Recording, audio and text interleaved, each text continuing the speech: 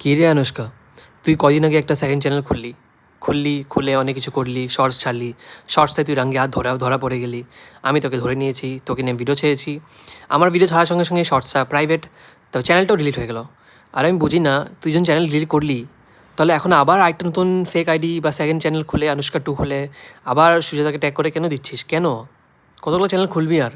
মানে তুই কি ভেবেছিস আগের চ্যানেলটা সরিয়ে দিলেই তোর সব মানে যত কারনামা ছিল, ফেক আইডি ব্লান্ডার সব ধরা পড়ে গেছে, এটা কি সরে যাবে? ওটা তো মিটবে না।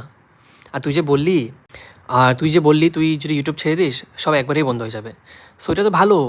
অ্যাটলিস্ট তুই যে ক্ল্যারিফিকেশন না দিয়ে ইউটিউব ছেড়ে দিস, তাহলে আমরা কনফার্ম হতে পারবো যে তার মানে তুই পালিয়ে যাচ্ছিস, আর তুই মেন কালপ্রিট। তুই এতদিন সব বাচ্চাদেরকে রামপাট খিস্তি, ওদের মৃত্যু কামনাগুলো তুই করছিলি।